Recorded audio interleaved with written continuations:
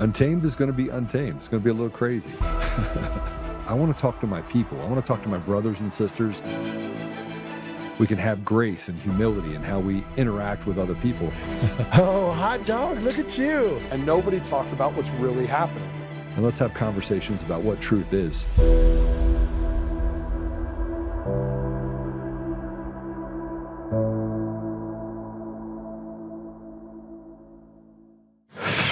All right, sorry, I'm going to get right into it because I don't have a lot of time today. We're going to be on until 3:30. Hopefully, David can stick around for that long. And we have an explosive show to go through some things with you, actually a lot of things. And David is my favorite person in the world, my favorite human. He's also my brother, Penn, and he's doing some incredible work. If you haven't seen his, look, if you're following me, you've seen his episodes that he puts out every Sunday. Not only compelling, but just amazing. It basically just shows you how his mind works. Also, he was just out for the J6th march that happened in Washington, D.C., so we'll have an update there. But we're going to talk about kind of going back in time and looking at from the 2020 stolen election, and then the fact that people are losing their minds. So with that said, he doesn't need any introduction. David Clements, welcome to the show. Hey, Joe. It's like the olden days when we have problems with tech, and I think it happens every time you come on. Yeah, because they don't want to hear it. So you actually have a lawsuit right now pending as well. Do you want to share a little bit about that? Do you want to just at least give everybody an update of what has happened with that in New Mexico? Yeah, it's still live, but I got a hearing on Monday. Big hearing. The university that terminated me for refusing to get the jab and subject my students to the jab or the mask mandate. It was everything. They filed a motion to dismiss, which is typical. You know, if you're a defendant, you want to just file as many motions as you can to get rid of the case. And so I don't have any illusions that I have any idea of how it's going to fare on Monday, because I live in New Mexico. And it's a pretty bad state when it comes to the legal minds that are here. It's, you know, our elections are so rigged that just about every judge appears to be selected. So I don't know. If I get through it, it'll probably be some type of miracle. But I believe in miracles, and you know, I'm hoping for a happy answer on Monday on the case proceeding to trial. And that's to get basically your back pay and to get made whole for the fact they took away. I mean, let's just call it. I mean, you have, this is your dream job. You loved what you were doing. You had a passion for these students. Yeah, I mean, you ask for everything, because if you don't, you kind of waive the argument. But I'm asking for reinstatement. I mean, I don't hold it against the students for what the university did to me. And I don't necessarily hold it against the faculty. A lot of them wanted to stand up, but they were too scared. They wanted to keep their jobs. And so many people have privately reached out to me over the years about, you know, appreciating the stand. But yeah, you know, there's the way that damages works. You're entitled to everything that you lost and everything that you would have gotten but for the breach of the contract. So I'd like to think over a 5-year period I'd be tenured, and I would have been promoted, and that I'd be gainfully employed. So, you know, I believe that I'm legally entitled to all the damages that I'm entitled to. And well, I mean, they also, just so everybody knows, you were an award-winning professor right before they let you go, and said that somewhere along the line you were not a good addition to their team. So this is not, yeah, and they took your picture off. Yeah, before I opened my mouth about 2020, I was the highest rated professor, because they have this thing called Rate My Professor.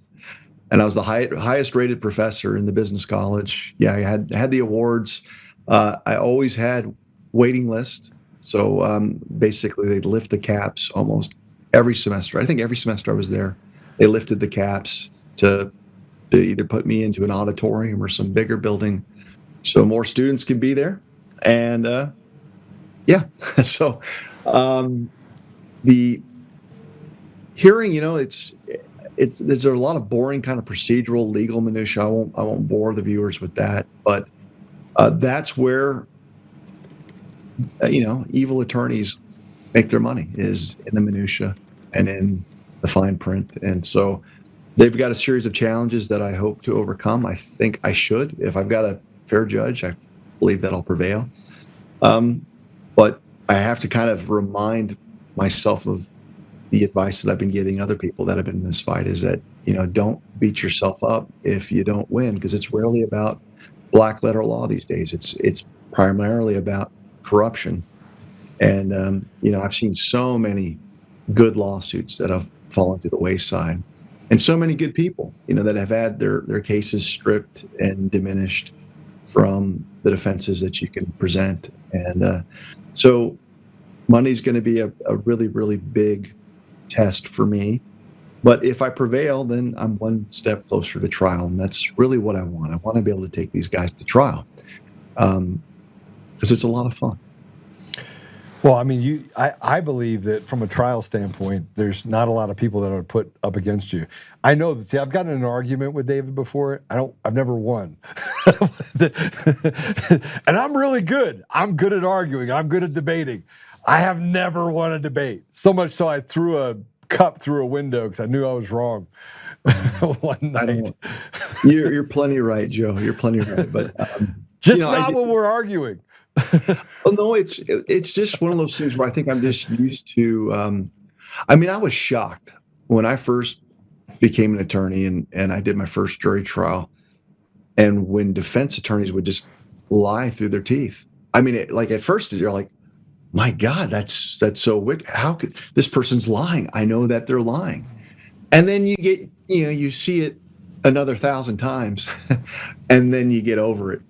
So when I talk with people like Joe, who has a good framework of common sense and how people should act, and you act with honor, and when people act dishonorably or they lie through their teeth, Joe blows his top.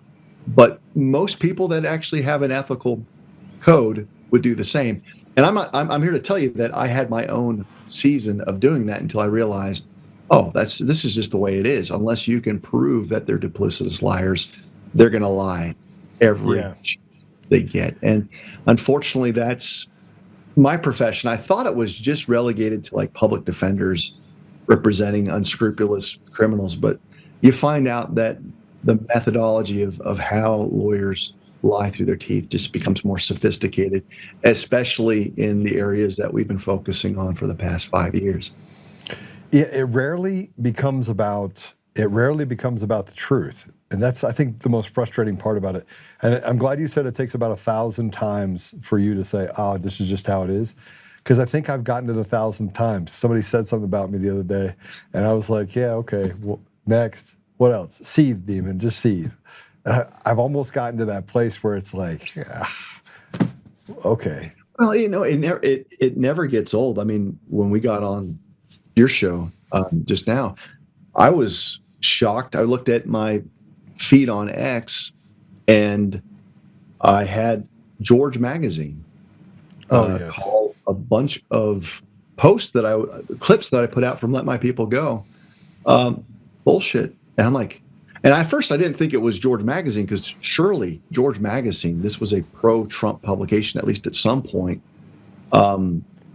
Surely they believe that 2020 was rigged. Surely they believe that the election was stolen. Surely they believe in systemic election fraud. And then, I check it out, and apparently they must have new ownership. There's really no accounting for this. But even the clips that they were calling BS on, it's impossible to call BS. Like, one of the clips that they were upset about was Harry Howery, who is, in fact, a co-author of the Help America Vote Act, who, in fact, was the expert on the digital provisions.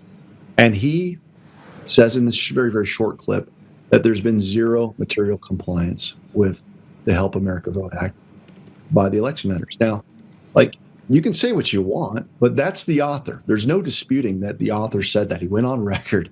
So for them to call BS on that, I'm like, what happened to you? And I know that I think the editor is a guy by the name of Gene Ho, who used to be at all the Reawaken event tours, and I think was even a personal photographer for Donald Trump. So I was just very, very confused, and I even offered them, like, let's do a debate. Like, I don't know who has gotten a hold of your editorial board to now have an official position that we don't have systemic fraud in America, especially in light of all the bombshells that are happening with respect to the Venezuelan whistleblowers, the stuff that was put out by Gary Bernstein, Ralph Pizzullo through the Stolen Elections book. And just there's this huge flooding of the zone from not just me, but like President Trump went on a spree like late at night where he's just forwarding every single clip. And some of those I saw your clip. I saw your clip. Yeah. And I'm in one of them. And so I'm sitting there going, well, you're not really doing anything for Trump these days. So I'm just kind of scratching my head on, yeah, I mean, it's like, what the hell happened there? So check out my channel. And if you're following George magazine online, you might want to reconsider because they are not what they used to be. Well, so, I actually just posted on there, you're not a serious person. On one of the posts, I said, you're taking away hope. Okay, so I get it. Let's have hope with a fraudulent system, and let's go get rainbows and marshmallows while they steal the rest of the ethos and the soul of our nation. See, these are just not real people. They're weak people. They're pathetic people. Yeah, someone gave me a good analogy, and this really is relevant to all of Conservative Inc., which is they know that they're operating with like counterfeit currency. It's like fiat currency. It's not real. Yeah. And to the degree that you won't tell them, hey, by the way, that's fake. You haven't bitten on that gold coin yet. If you just bite on that gold coin, you'd realize it's not real. And at some point, they just stop inviting you around because they know it's not real. But the fact that you point it out doesn't allow them to kind of put on the printing press and just spend us to death. It's the same thing with the election fraud. We're not here to blackpill you about voting. We're the ones that told you vote on election day in person, make it harder to cheat. We were actually, providing activism that was based on the evidence instead of some type of hopium. And so it's stunning. It's a bizarre kind of turn of events because I've always thought that George magazine was like a pro-Trump outlet. But if they're actually denying Trump's essential talking points that the elections are rigged and stolen, what an about face. Well, it's not just that. We just had 13 Republicans that basically abandoned the platform in order to put Obamacare back into play for a renewal, right? I mean, we've got some serious problems in our country where the big lobbyist groups and the people that pad their pockets are able to, redictate what the people want. It's supposed to be of, for, and by the people. How is that even remotely the way it is if they basically don't even care what the people say? No. Here's what I know what's good for you. I know that higher taxes are good for you. I know that, moving the age of retirement from 65 to 67 to 60. I mean, by the time we get done with it, you'll have to be 100 years old before you get done. And we'll have guys walking around walkers at Walmart, right? So they're literally moving the deal. Not for them, though. For them, they get Haagen-Dazs ice cream and free, toll passes. But the people have to suffer through these consequences of what can only be described as slavery, which takes me back to what you did in Arizona, where you stood up and you're like, David Clements, slave. Yeah. Back in the day. I got some tape out there, brother. Like this week has been pretty amazing for so many different reasons. I mean, like there's so much to be encouraged about. And there seems to be this kind of phenomena of, people that you thought were pretty solid are becoming less and less solid. A lot of people are turning on Trump. Even Trump calling out Josh Hawley and some of the senators there, kind of unexpected because you've got all of these victories. And right now you've got all of these corrupt Democratic mayors throughout the United States that are actively calling for arrest of ICE. So they're creating this perfect template for Trump to actually use and declare the Insurrection Act. And one of the things that Tim Walz in particular might be very, very misguided about, because he wants to use the Minnesota National Guard. If Trump chooses to federalize that National Guard under the chain of command, they actually have to listen to the President of the United States, or they could be held, they could be court-martialed. So, and I say this from experience. In the Deep South during the Civil Rights Movement, there were racist governors that actually got their National Guard to resist integration after the Brown versus Board of Education. And the president uniformly back then would federalize the National Guard, basically take them over.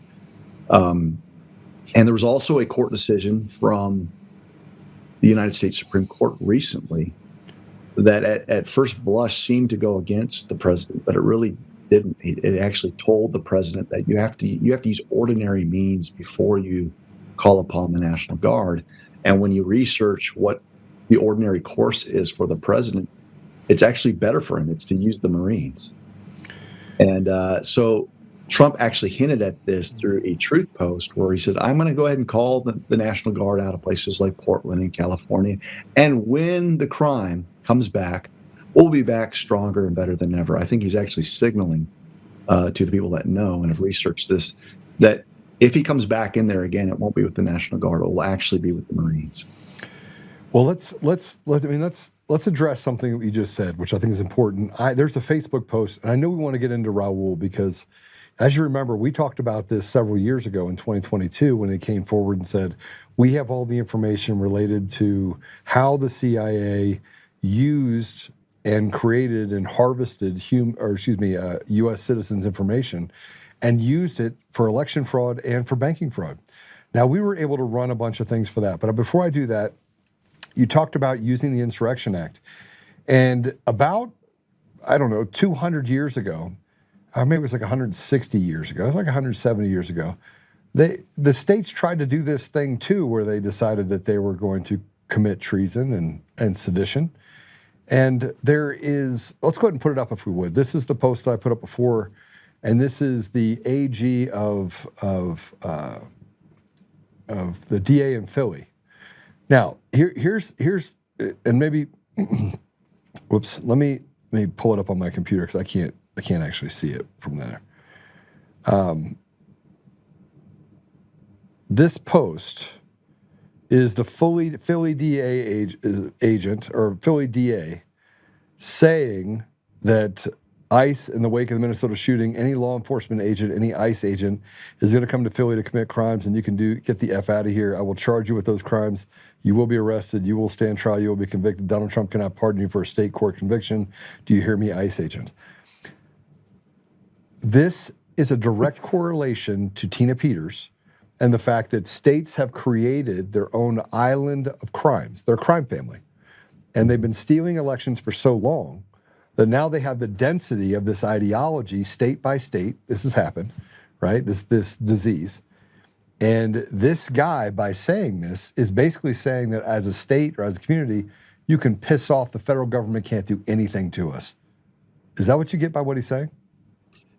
Yeah, and if I actually believe that we didn't have a criminal enterprise with our state politicians, I probably would have been more sympathetic to that argument because I'm a big believer in the 10th Amendment. I'm a big believer in states' rights. But it all hinges on legitimacy. And when you know that most of these people are illegitimate usurpers that have been given an office based on the rigged elections, they don't have real authority. If anything, I think what we're going to see is as people realize that the Maduro capture, it might have a tertiary, link to oil, right? I'm not saying that that's not an issue. It may have a big thing to do with drug trafficking, but it's not. That's not even the main reason why we went in. It's really the Smartmatic rigged nature of our elections. And it's the cocaine, it's the fentanyl, it's the meth that funds the enterprise. But part of the enterprise, in order for it to be successful, is to control politicians, to control prosecutors, to control DAs. And so when you capture someone like Maduro, you lose the plot if you think this is just about drug interdiction. This is really about the cosmic threat that Maduro, Venezuela presented, not just to the United States, but to 72 plus countries around the world. And that means they have a list, they have a ledger of the people that they have bought, bribed, blackmailed stateside. So I would not be surprised that a lot of these Democrat officials, yes, even district attorneys, attorney generals, that are the loudest and most vocal about these types of talking points, are likely on the very list that you would expect Maduro to be in possession of, or at least know where to find them. So it's looking like a huge, huge plot that, for those who have eyes to see, this favors Trump in a remarkable way, and it does favor Tina Peters. I think even his reposting yesterday, again, free Tina Peters, he is not forgetting about her. I think he's actually waiting for all of these circumstances to arise to a certain level where he basically declares the Insurrection Act, deploys the military, 13 cities or more, and you better believe Denver and where they're keeping Tina is at the top of that list. Well, now you have Jared Polis saying, I might gain her clemency just because for uncompassionate grounds, because I think he sees the writing on the wall.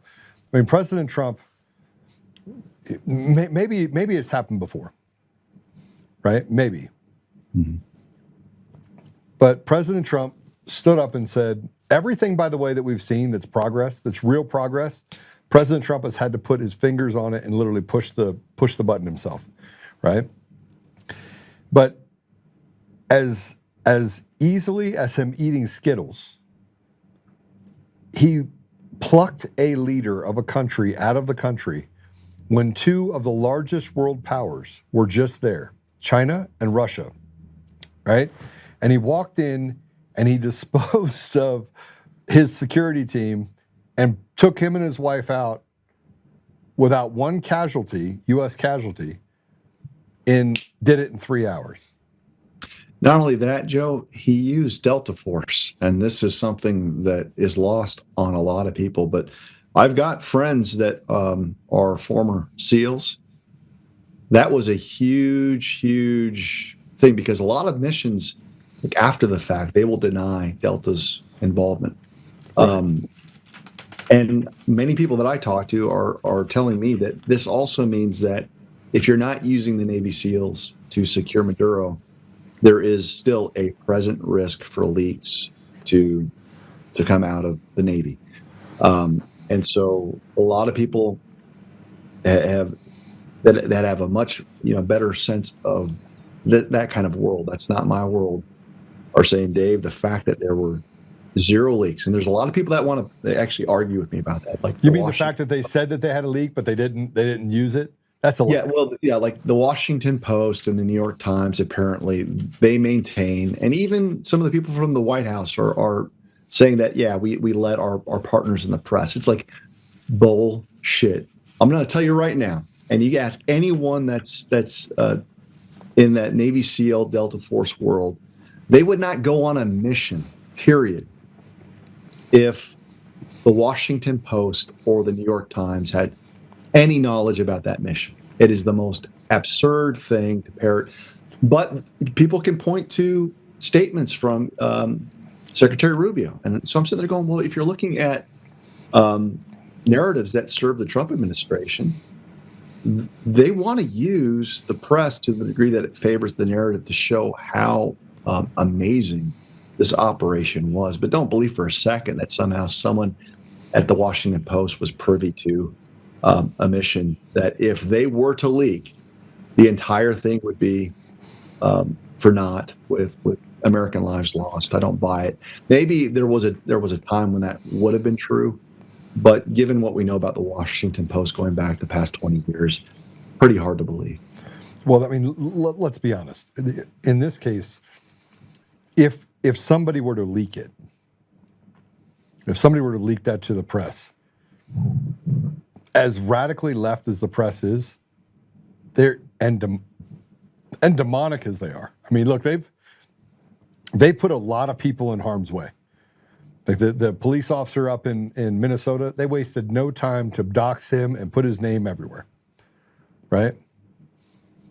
If I had to guess, Joe, I think it's like after the fact, just like when we had the hit on bin Laden, and you've got these iconic photos of the Situation Room and Obama, and everyone's looking on with, anticipation. That I don't think that the White House minds after the fact creating this very, very great thing for PR. At 1:00 in the morning, Yeah. We had relationship with trusted sources at the press. It's like, does anyone quite realize the relationship that Trump has had with these rags to suggest that we're going to trust in them to somehow maintain their silence?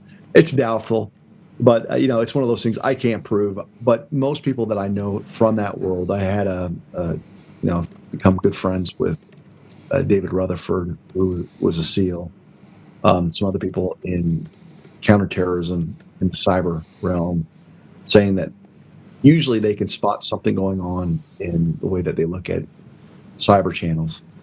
And they were amazed. They said never in their lifetime had they been in a position where they didn't see something going on in the cyber world that would kind of give you a tell about a mission. Because a lot of these folks are tasked with actually supporting these missions. They were all kept in the blind and in the dark. And it was actually very similar to what happened when Trump had the strikes against the nuclear facilities in Iran. You'll recall that even Tulsi Gabbard was in the dark. Trump went out and said, "Oh, Tulsi didn't know anything about it." So, I mean, if you can keep the head of ODNI in the dark about a mission, chances are you're not going to, say, "Hey, Washington Post, come over. We want to give you all of the insights into what we're doing." So that leads me back to this thing that we keep talking about, which is this culmination of what's going to happen over the next 2 to 3 weeks. We know what has to happen in order to get rid of the machines and the mail-in ballots, and President Trump put out that post. And the post was that I'm going to get rid of machines, I'm going to get rid of mail-in ballots, I'm going to file an executive order that we know what these machines are used for. He picks off Maduro. Everyone says narco-terrorism. We've seen this story before, the first 4 years of President Trump, where he basically says, "I'm going to throw a press conference." And then he uses the media to have them put out what he wants to do at the press conference, right? And everyone thought that he was going to come out and declare war on Venezuela, and instead he went on a 18-minute spree of telling about everyone how great he was for a year, and then I'm going to give some money to the military. But I was told literally 5 days or 6 days before, the leakers called me, and I think that's what he's looking for. And I don't mind that people tell me things. I don't personally, when somebody tells me something, I go, "That checks, okay." I keep it quiet, right?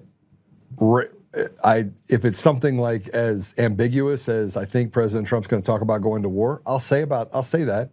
If it doesn't come true, I'm like, okay, well, there's got to be a reason why this guy's told me that. But then I watched for 18 minutes as President Trump talks, and it wasn't a normal President Trump. He was agitated. He wanted to say something, but he knew that he couldn't, and he was going to revel in the idea of telling everyone this, while knowing that a week later he was going to unleash hell on Venezuela and take what was ours, right? Which is our sovereignty, right? So maybe I'm fascinated about what's going to happen right now. And there's stuff that I want to tell you about. I've already told you, by the way, but there's stuff that I would want to publicly tell you about what's going on with Dominion and Eric and everything else, and I can't.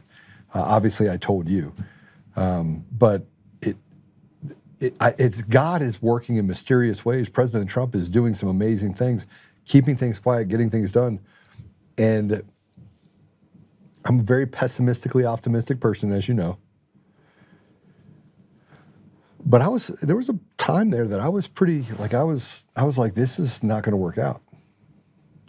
Yeah, and I walk with you through those days, and sometimes we have to have enough faith or hope for our friends until you get through some patches.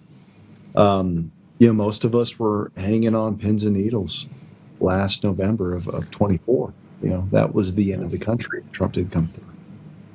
And then we kind of all have our own internal clock about when and how things have to be seen through.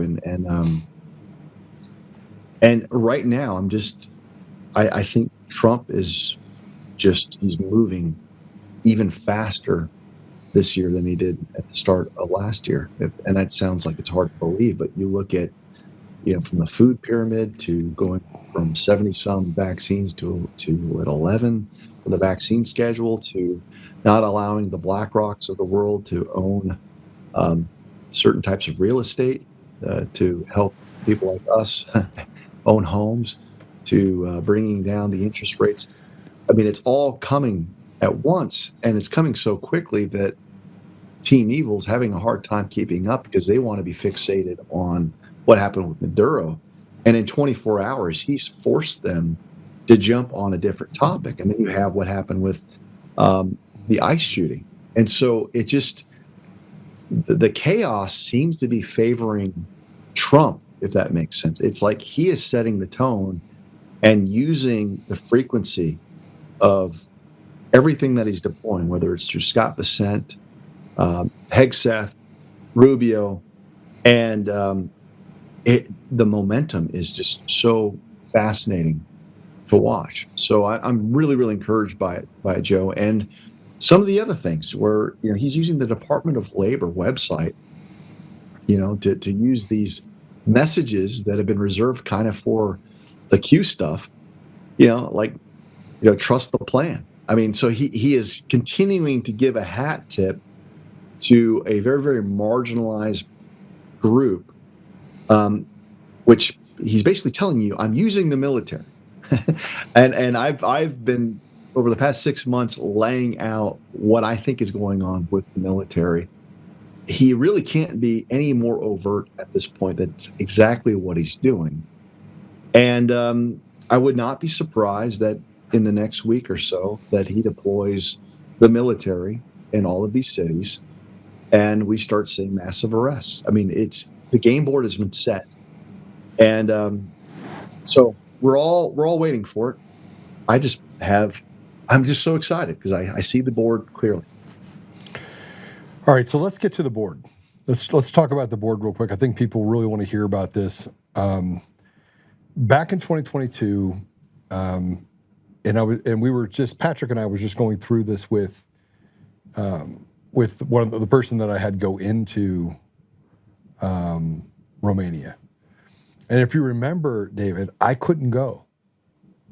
Like I tried to get a flight out. I tried to reach out to Mike Lindell and say, Mike, can you give me a flight over? I went to do a commercial flight. Then I thought maybe I'd go through Mexico. They weren't letting me out of the country, which was pretty scary, actually, because then you're trying to figure out who's trying to stop you. Why are the airlines? I could still fly domestically, but I couldn't fly internationally. And I couldn't buy a flight in Mexico to go to Italy to then drive into Romania. They wouldn't let me do it, right? And so we wanted to meet with this guy, Raul, who reached out to me and was like, look, you're probably the only person that I think we can trust. And can we get this information to the right congressman? So I want to play this cut. It's for 4 minutes long, and you could keep us on here with it. But this is Raul and Victor. This is the intro. This is started with online identity and banking fraud. Like, where did it all start for stealing elections? And here's the interesting part. Raul gave us names, social security numbers, addresses. We were able to verify this stuff through Act Blue. And then start asking questions like, hey, what state did you vote in? And they're like, oh, I'm in Virginia, and this information was in Tennessee. And I would ask them, did you give money to any candidate? They're like, no, I didn't give money. So we started uncovering and unraveling things before it was. We just didn't know how deep it was until they started really looking at it. But let's take a look at this one. This is the first Raul and Victor intro. This is in Romania in hiding. Raul and Victor. Morning, gentlemen. Okay, so it started with identity theft, and then it moved to online banking fraud.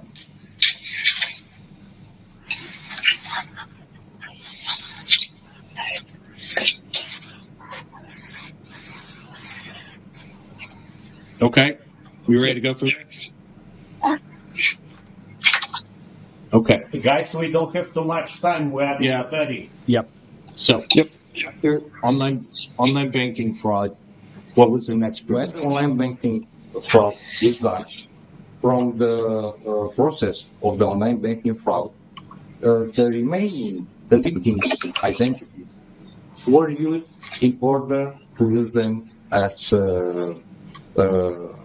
double crimes for the electoral fraud. Fraud, because the banks are behind of this shit. Okay.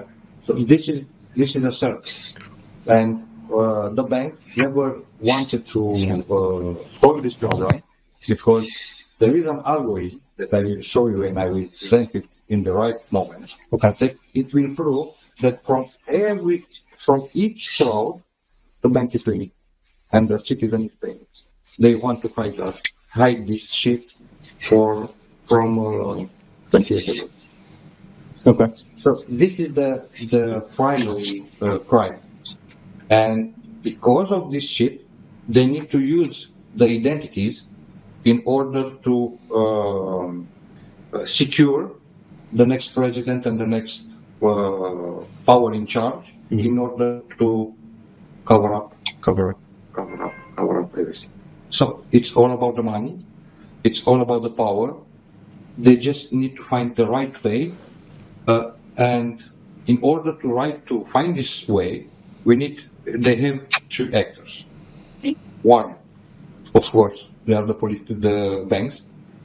Second, the people in charge, politicians and authorities. And they needed the third actor, who can be the Patsy. That's the hackers. Yeah. So, in our case, with regards to election fraud, Dominion voting system side. Exactly. So, through the institution, they recruited the hackers. They favor the hackers, but they took their work and used it as it is. It's simple, like the big picture. Okay. You got it? Yes. Okay. Now we need to take it one at a time and indicate or give it to you the right tools in order to verify the story and put it all together. Which is, Remember, we have 2009, 13 years. 2009. the nominal. Since 2009, Until now, we have a long way to cover up because everything started in Ukraine as an idea, which was planned in years. Ideea s-a născut în Ucraina în 2009 the idea got birthed in 2009 in Ukraine. Și a fost dezvoltată până în 2012 într-o anumită formă. Tot acolo. Nu, a fost dezvoltată. And was developed in another extended till 2000 and experimented till 2012. Și din 2012 au început să fie campanii. And from 2012 started to be used in practice.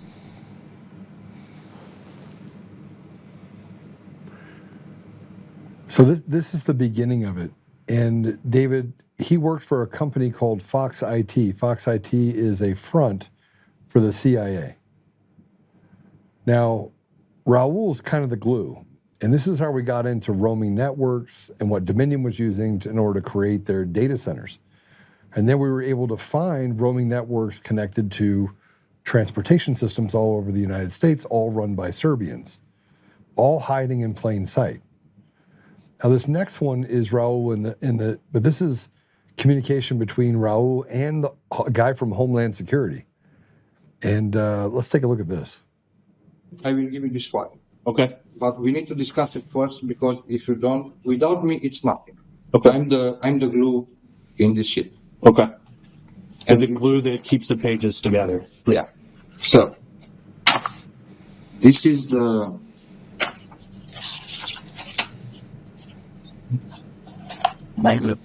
How many percent is it? check. Read this. Okay, Raul, I've got 12 July 2019. 12 July 2019 highlighted. I've been there. Check the visitors register on 16 July 2019. Okay, and this is a text message from. This is my communication between me and the Homeland Security guy. Okay, So read it, and we will come back about these messages because there are a lot of messages. Okay. But just to make a point. okay. Raul, I've got 2 guys from our office and 2 from our NY New York cyber unit coming out with me to meet. Don't want to overwhelm you with too many people, but all have a role and will assess you and your information. I see a number of ways we can work together, but want to stay focused on specifics. Bring what you have available to show, and we'll discuss potential options, but be prepared to be straight with us.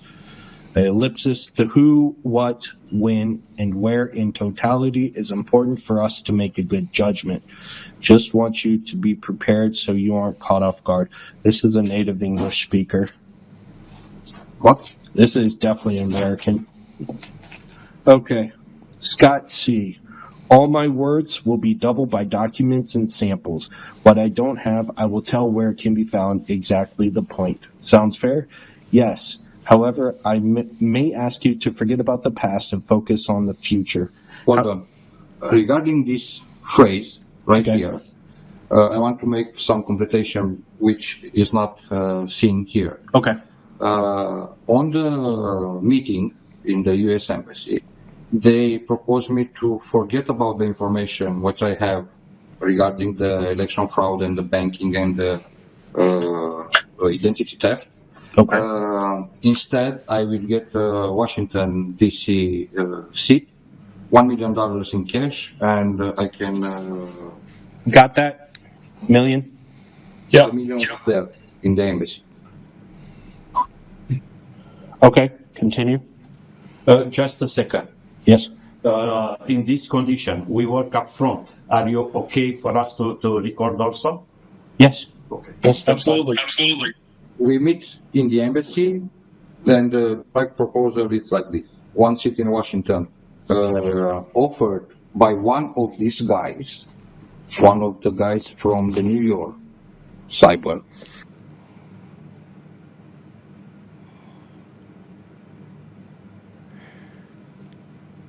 David, it reeks of what the government does. I want you to forget about what happened in the past. Let's work together. Let's give you money. Let's move you over here. Let's shut you up. Yeah, it's hard to say, right? You know, like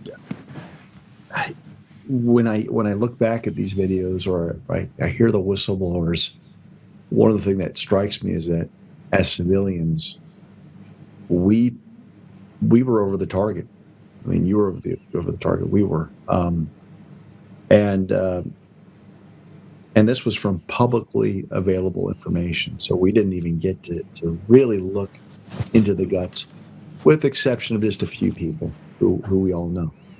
And it's amazing when you listen to these folks, the whistleblowers that Gary and Raul Pizzulo interviewed, that there's complete alignment between what we found as civilians with what they revealed on the other side.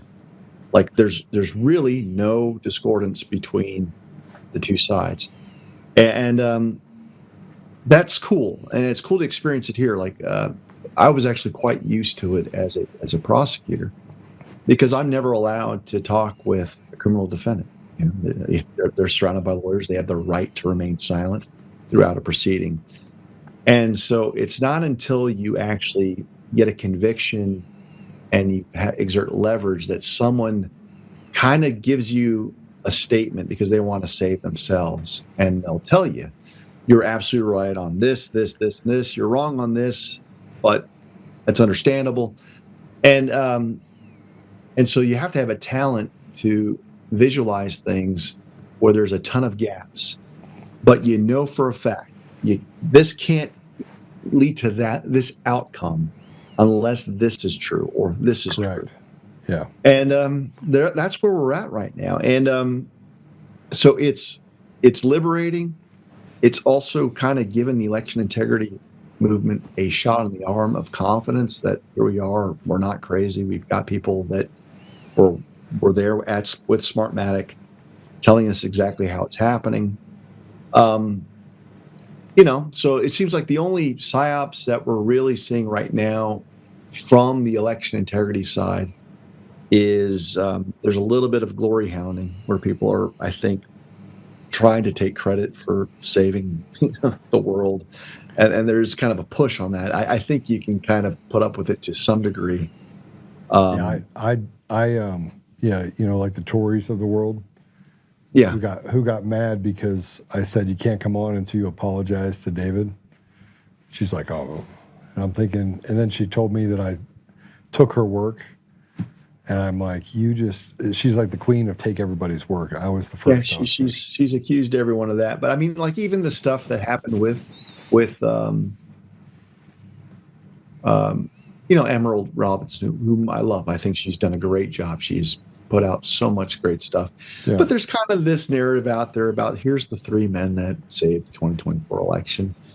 And I firmly believe that they helped, but I think there's some liberties being taken by saying that. And the reason why I bring that up is just, look, I knew what Emerald did about the same time that she did, about a year ago, this time.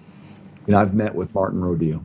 Martin Rodeo was the kind of guy that Gary Bernstein talked about, who was this amazing asset that was going out flipping people. And that's absolutely true. And I've gotten to meet him. I actually met him in January, of last year. And he was the one that actually debriefed Elon Musk. And, Musk with his super dolphin-like brain said, just give it here. Give me the data. He ran it through the AI and confirmed what Martine would have spent hours to explain it to him. And so I can confirm that all of that happened. That's all legitimate. But here's the problem that I have with kind of whitewashing certain things and erecting heroes that need to take credit for saving the election. In those same interviews with Gary Bernstein, we're told that he was on the road for a year, kind of hiding from authorities in Switzerland. You got Patrick Byrne showing up with his millions, kind of funding it all. That somehow these three would have had the operational wherewithal to do a cyber intervention of Dominion in Serbia. That's where I'm sitting there going, okay, maybe some of that's true, but it really, again, presents Trump as this kind of aloof, sitting back, and things are just happening to him, as if the guy that created Space Force, as if the guy who knows Elon Musk and the creation of satellite infrastructure and satellite dominance were, completely out of the mix. That's kind of where I draw the line and say, all right, there's a lot of it that I believe to be true, but I think there's some narratives that are being formed out of that actually work in favor of Trump. Let's be honest. I don't think he wants anyone talking about the military carrying out an intervention in the 2024 election. And so maybe that's the purpose behind it. Yeah. So, I mean, look, I think I'll just say this. I think Patrick Byrne is amazing. I mean, he put it all on the line. I guess I just don't care who takes credit. And I've gotten to that point where you've done a lot, David. Like nobody can question. Like I have been on that trail with you for years. We would be away from our family a week, 2 weeks at a time. I mean, we know the sacrifice. God, better than that, God knows the sacrifice. God knows that we did and we honored our commitment 1,000%. And so I let those people that want to take all the credit, great. And I mean, people have tried to take that credit. It's not even that, Joe. I don't care. I don't care about the credit at all. I mean, I can make sense of it. I guess what I care about is just the truth. And if someone's going to tell me that, three people, civilians, carried out the greatest cyber intervention to stop the communists from stealing the election in 2024, I just don't think that passes the sniff test, and I've got my reasons why. That doesn't mean that those people are bad people. Those people, I know for a fact, I'm here to say, are incredible patriots. that helped us. But the way that my mind works is I have to be conscious of the psyop and the next psyop and the next psyop because honestly, we can't risk ever going back down this path again. And so, I think from a historical standpoint, we better really come to terms on exactly what happened to never let it happen again. And maybe we'll never know the whole truth. But if we end up getting the same shared result, which I think Patrick and Emerald and I would all agree on, is an election without machines, and I know that's where they're at, I hope, then it'll be victory. It'll be a good day. Well, I want to show you something else because President Trump, when this came out, this next cut is a letter that Raul wrote to the ambassador of the United States warning them on what would happen in the election in 2020. Let's go ahead and play this. Okay, all right. So in order to understand, one of one, like here, your embassy have, and I will prove it how they got it, when they got it. I have the tracking numbers, the names, and everything that is needed. I have it with me. My name is Raul Nicolai Coulter, a former external risk analyst in the field of cybersecurity and banking cybersecurity. I make this document available to you and inform you of the following. I am a witness and whistleblower in more than 10 domestic and international cases in favor of the American people. As you can see from the contents of the file, the data is highly sensitive. Due to the fact that starting with 2011, 2015, 2018, 2019, 2020, I notified the criminal actions against American citizens and against American institutions, an abusive case was created for me to be stopped or eliminated. Given that the accusations brought against me are abusive, a Facebook post misinterpreted, they will probably try in other ways to silence, or eliminate, or discredit me. The law and the Constitution are not respected in my case. I respectfully request an urgent meeting to discuss and present with certain aspects of your country's national security. Along with this aspect, I must inform you and present one of the most important secrets of your country, a secret discovered by foreign entities, a secret that can be useful to every American and global citizen, a secret hidden by certain criminal interests and mathematical banking algorithm. My last visit to the headquarters of the USMC in Bucharest was on 16 July 2019. In the next 2 to 3 days, another abuse is about to be committed against me, which is why I will communicate the following numbers. Personal mobile. If my phone number is locked, it means they acted abusively. Trusted locally contact, just ask about me. That number. Trusted international contact, just ask details about me. Thank you very much for your time. I hope to see you soon. Have a great day. For a fast preview, search the pink and green marked words in the material. Okay.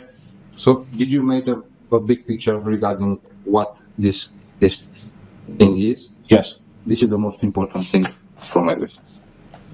The banking algorithm. And I have it. I still have it. We got tech. Can deal with that. Well, we need to work on this. Yes, because it's so simple, but it's so hard to understand.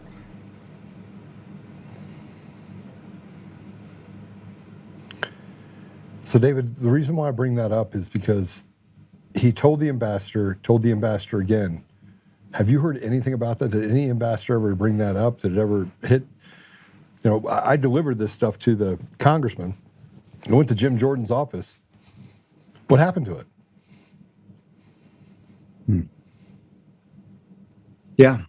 Well, they keep talking about banking. So that's another thing that, so for the people that are watching this and they're thinking in terms of, well, what does this have to do with elections? For those of us that understand, the matrix of, or the ecosystem of elections,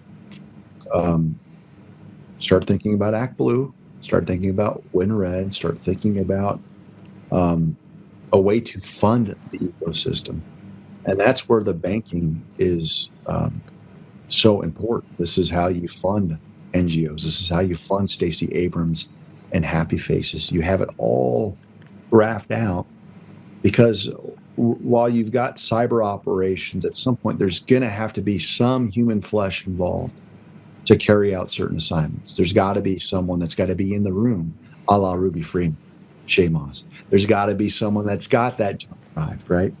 So funding that apparatus through the banks This is why it's so encouraging to see what Scott Bessent is talking about over at the Treasury about mapping Antifa, mapping out these designated terrorist groups and tracing funding sources. It's why it's so encouraging to see Peter Beneger's work, where he just talks about smurfing and all the stuff that's going on. So I think what we're going to end up finding out, Joe, is that what appears to be so complex from our standpoint as civilians on this side, if we were part of Team Evil and we're looking at all of this from the other side, we would see how elegant and streamlined and simple the cheat is. It's just, you just have to understand the core architecture. I know you do. I do. And so that's kind of the place that we're at. It's like, I think our psychological hesitancy in 2020, all of us, myself included, it's like, surely this isn't as pervasive as I think my conscience is telling me it is. Surely this is a 6-state problem. This is not even a 6-state problem. It's a 6-county problem. And we'll get through it. And every day we're given a bombshell or some video like this takes on new light about how pervasive entire financial sectors, entire banking institutions are part of this large con.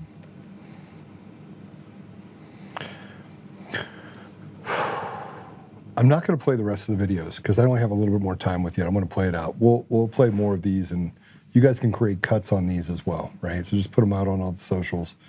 Make sure you tag David on those as well. But let me just explain some of the other cuts that we're taking. He goes through and he talks about things that I had never discussed. So I had never discussed the information related to roaming networks, its interconnection into Serbia and parts of the Balkan nations, and the fact that FBI did come in and actually confiscate some of those servers. Like, this is stuff that I knew about that not many other people knew about. Well, in this, he starts talking about the server documentation, and he provides it. He provides the server documentation that connects it all the way to Arizona, Mesa County, or Maricopa County, Colorado, in 4 different areas, and then the server addresses for them in 3 other states. And he goes, and Joe, this connects into Dominion.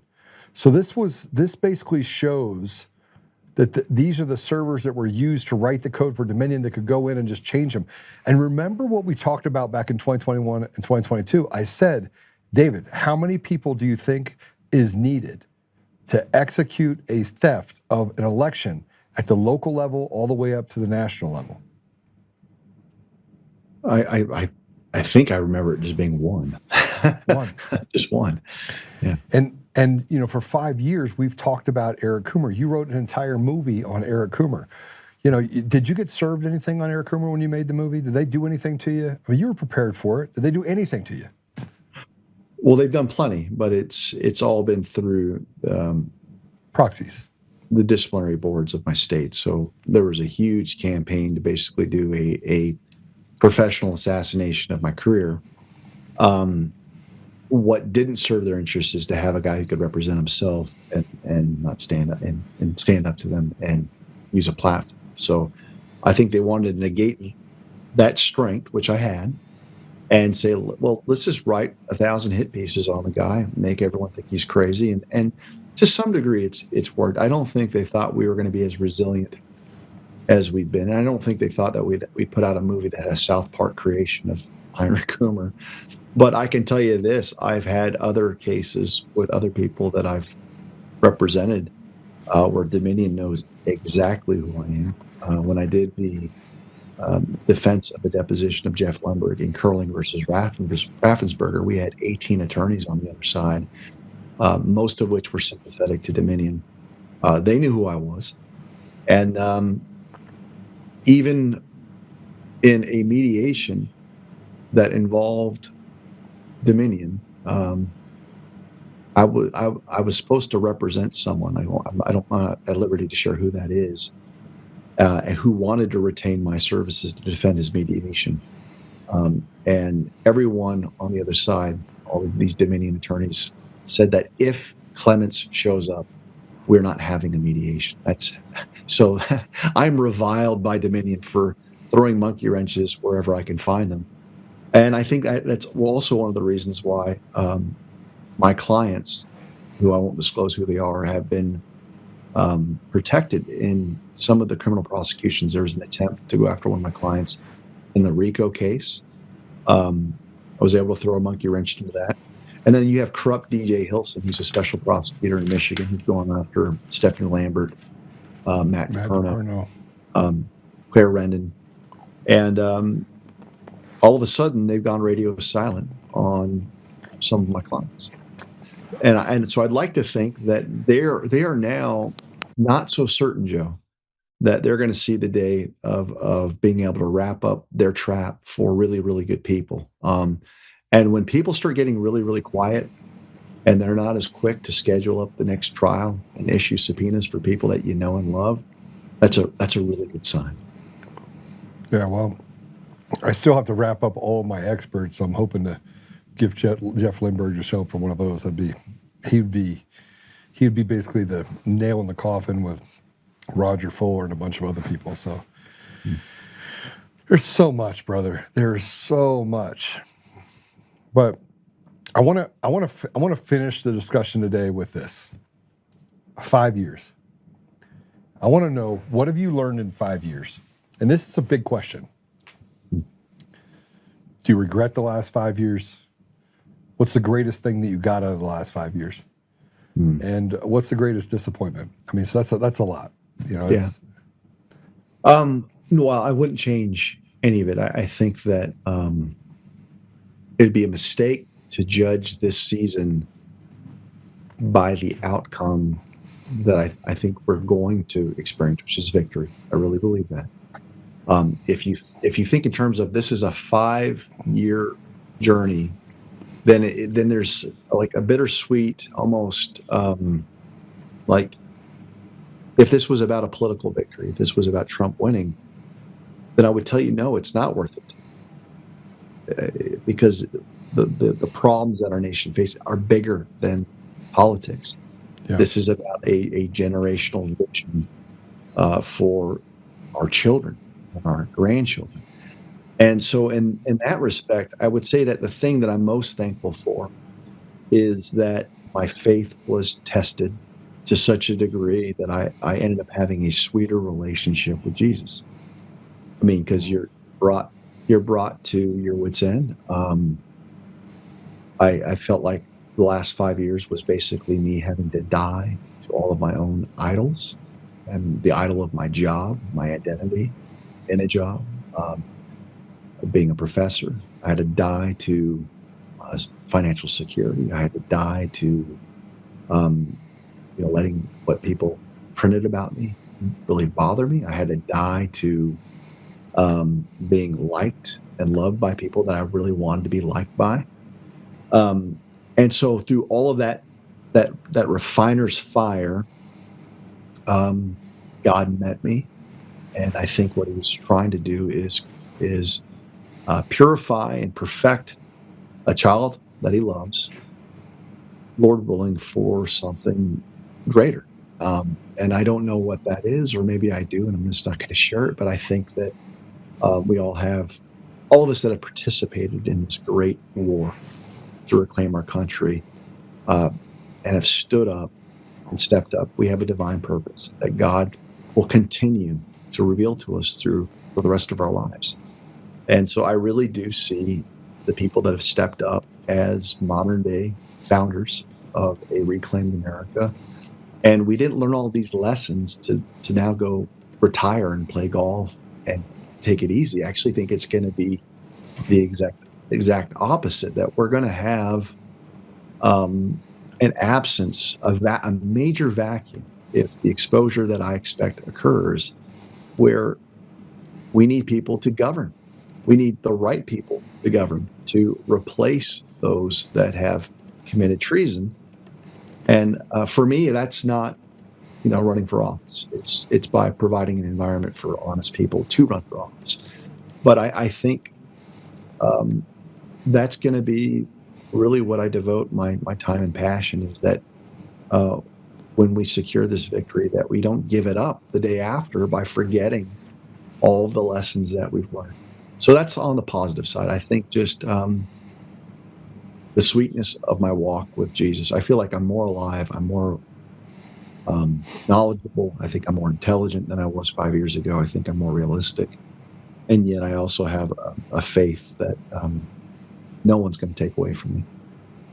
And then the hardest thing, and this is kind of even harder to answer because it's the hard stuff that really,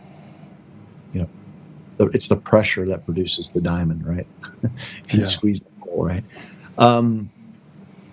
I think the hard part was just experiencing betrayal and rejection from people that I truly love and care about, because they couldn't choose the refiner's fire. They chose the world. They chose popularity. They chose relationships that steered them well clear of the battlefield. And so you can kind of expect it to some degree to see weakness, or someone kind of denying that they know you. But I'd be lying if I told you that didn't bother me, that there's so many people that they see me. It's like they walk. Mike Flynn said in deposition that he wouldn't even know me if I walked in the room. Yeah. That's what he said. Yeah. Well, which we know is not true. I mean, I can't walk through an airport, and I spent plenty of time talking to him at Clay Clark events. But so we got to close up, and I'm gonna pray us out. Hopefully you will pray us. Can you pray us out? Sure. But before you do, I want to answer. I want to tell you the same answer that I just asked you, and it's impactful for me to hear the things that were the most difficult for you, because I lived that with you. Mm-hmm. And as I sit here and I look at the comments of what people are saying and why the last 5 years have been so difficult for people, I didn't see anybody in the comments say that I wouldn't want to do it again. I wouldn't want to be, I asked Patrick the same thing. I was like, Patrick, would you rather be oblivious and just go through life be one of the retards that goes through life and has no idea what's going on, right? And he's like, absolutely not. But it's been painful. But I will say this, the last 5 years have been worth it. They've been worth it. They've been worth it, even if God's plan is not to restore, it still was worth it, because of the people that I got to make this journey with, and the fact that I now know what truth looks like 1,000%. I will never, ever be able to look at a lie the same way, right? And I think that the magnificent part about that is that I know that God is real and Jesus is my Lord and Savior. And frankly, you can feel it, you can see it, you can taste it. And all the preparation up until this point has been this culmination of this spiritual hardening that you just know. You know what you know, and you don't know what you don't know, right? And you're willing to lean into people, and the 5 years of people like doing bad things to me, or even saying bad things, it's okay. You know why? Because I know the people that wouldn't. I know the people that will be my brothers till the end of time, right? Amen. And probably some of the best parts that I've ever had, you've always been a part of those. Even the ones where, you know where I'm going with this, the two-finger death punch. Oh boy, yeah. Well, I look back at that night with a little bit of shame and regret, but I've had a couple physical altercations over the past 5 years that, praise God, didn't land up on the front page of USA Today, because it could have easily on a couple nights. I called you on the other one that you weren't there for. You were in Florida, yeah. But I will say this. That you have been a steady compass in my life, right? And I think you've been a steady compass in a lot of lives. So I want to give you a little bit of, encouragement in what you've been able to accomplish, right? The things that you've done, and that's all in the fact that, we had a blow up at 1 o'clock in the morning, right, at my house, and I was a total dickhead, and it was bad. it was bad in so many ways because I didn't know how to articulate myself, and I was headed down a path. As you said, Joe, this is the most self-destructive you've ever been, and if you keep going down this path, you're going to crash and burn. You didn't say it in so many words, but in essence, that's where I was headed, right? Yeah. Yeah. Well, I look at it like it's the prodigal son. Like you're the prodigal brother. And at some point, the father looks out. He wants his brother back. He wants him to come back, or he wants his son to come back. But he can't go out there with them. He's got to let them just, experience what life has to offer. And we've all been there. I mean, before you were seeing red in 2022. There was a 6-month period where I was seeing red, and that was my period of darkness where you're like, Dave, you got to stop seeing everything as an enemy. And so, brother, I love you, and I love you.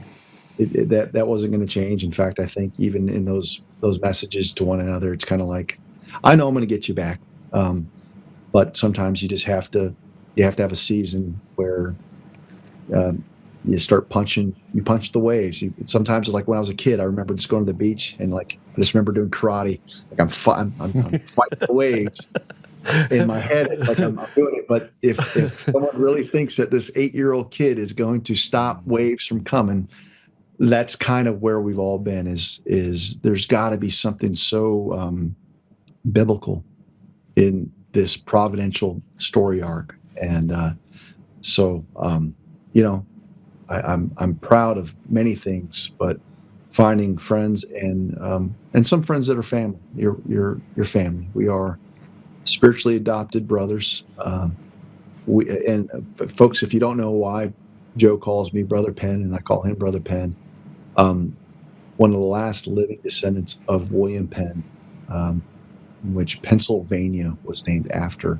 Yeah, he was the guy that created the identity for the United States before it became the United States. So he was largely the person that was protected with preserving the idea of what America would become. And we became very, very good friends with intercessors for the nation. And one of them happens to be a wonderful woman by the name of Joan, one of the last descendants of William Penn. And she adopted us as spiritual sons to continue on this fight for our country. And so there's a picture out there where Joe and I are in Arizona, and we actually get down on our knees because she's older, she's in a wheelchair. Yeah. And she adopts us. And so we're family. 1,000%. Well, I tell you what, it's always fun to have you on. I got to have you on more often. And I will tell you guys all know where to find Professor Clements every Sunday when he goes live. I'll post this stuff as well with a link back to it. But you can find him on X. You can find him on Facebook. It's blowing up on Facebook. I don't know what's happening there. At Prof's Record on X. You can also find him still on Telegram. I know some people like to still use Telegram. He's still there, still posting there. And obviously you can find him on True Social, and you can find him on all the normal platforms, let's just say. Great. Thank you, Joe. Thanks, brother. I appreciate you. Can you pray us out? Yep. And yeah. Will do. Dear Lord, we first of all just give thanks to you for sustaining us, for teaching us, for refining us. And we just love you for being such a good, gracious, and patient, merciful God. Because of your patience and mercy, many of us have had the chance to see you before we're judged. And there's many people out there that are on the brink of being judged, both in the courtroom of earth, but courts of heaven, because of what they've done to our country and to our brothers and sisters around the world. So, Lord, we thank you for your mercy, but we also look forward to your perfect justice, where evil men and evil women are put away appropriately. Lord, we pray a special blessing on everyone here that's watching this podcast, that, Lord, that you would just bring them to you in a more meaningful way. And we just pray that you would set all of our paths straight and that we would live lives that are pleasing to you. We look forward to the day where government rests on your shoulders. King Jesus, we just ask for blessing in your name. In Jesus' name, amen. Amen. Whew. By the way, I did decide to run for governor. I don't know if you heard about that. Yeah, I saw some posts. And Go get them. I have one of the coolest songs ever. Have you seen my song? No, send it my way. Yeah, so we'll sing the song your way, but God bless you, brother. Give my best, our best to your beautiful wife and your beautiful children. So, yeah. It's 2026 is going to be a great year. I'm looking forward to it. It's a year of Jubilee. I love that word. 250 years. It's going to be a good year. All right. God bless. Take care. God bless you, brother. Yeah, I love that man. And yeah, so I just make sure you do follow him and have a great weekend. And if you are sick, you want me to pray for you, just send me a little note. But you know, I think that we've prayed for restoration. We're going to get it. We don't know what it looks like. And our expectation is going to look the way we want it to look. It never ends up that way. So I would just say to, maintain the 4 things that I think you should all be doing. Pray, stand, speak, act. Pray first, and then pray when you're done with that cycle so that you never become the very thing that you're fighting against. God bless you all. See you guys on Monday.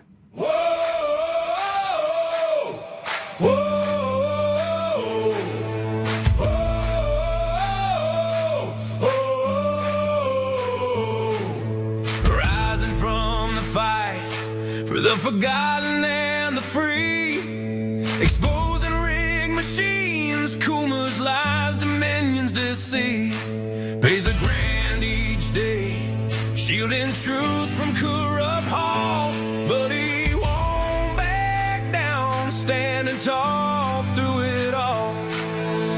Argentina Peters break the chains that bind her tight, hand count votes and one day bring the fraud to light. No more mailing scams, no machines to steal the night. Restore the people's voice, make Colorado right. Governor Oltmann, lead us bold and true. Badass for the have-nots, fighting through and through. Abolish property tax, cut the tolls away. Shrink the bloated state, let the people have their say. Governor Oltmann, it's our rally call. Truth and freedom rise and watch the tyrants fall. Untamed Colorado, strong and proud, we'll be one man for the people. Set our great state free. Help the single moms, bring back trade school strong. Opportunity for youth, where the brave belong. Audit every NGO, ban the wolves that roam. Reclaim our stolen land, bring the power home. Bury Kuma's fraud, Dominion's rigged design. Expose the stolen votes, cross a dangerous line. No more victimhood, no chains on you and me. He's running for governor for real liberty. Smash the fraud machine, pardon heroes jailed. For the have-nots, rising truth will never fail. One warrior defies the corrupt elite. Colorado reborn, strong on our feet. Governor Oltmann, lead us bold and true. Badass for the have-nots, fighting through and through. Abolish property tax, cut the tolls away. Shrink the bloated state, let the people have the say. Governor Oltmann, it's our rally call. Truth and freedom rising, watch the tyrants fall. Untamed Colorado, strong and proud, we'll be one man for the people. Set our great state free. Whoa, whoa, whoa, whoa. Governor Raul, lead us bold and true. Governor Raul, freedom forever, Colorado rise.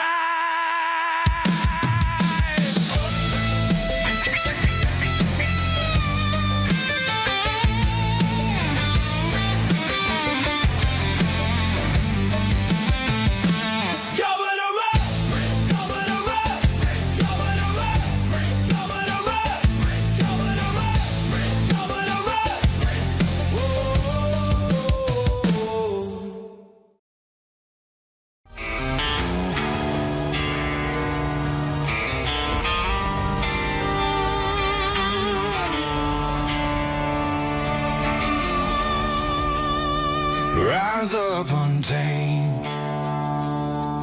In the heart of the fire where the wild ones roam, Joe Oltmann's calling, bringing truth back home. From conservative daily to this untamed fire, we shatter the silence, lifting spirits higher. No chains can hold us, no lies can prevail. Authentic and fearless on this rugged trail. Patriots gather under stars and stripes. Untamed nation, igniting the night. Untamed nation, let the truth roll out in this land of the free. Standing proud from sea to shining sea, we won't back down. Catch the fire, wear the crown. Untamed nation, it's our battle song, motivating hearts where the brave belong. Yeah, untamed and wild, forever strong. Play it again all night long.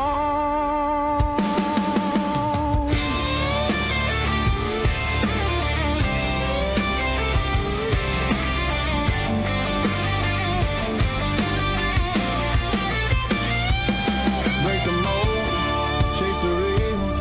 No more games, time to heal. Joe's voice leads the untamed crew. Truth matters through and through. Untamed nation, let the truth roll out in this land of the free. Standing proud from sea to shining sea, we won't back down. Catch the fire, wear the crown. Tame nation, it's our battle song, motivating hearts where the brave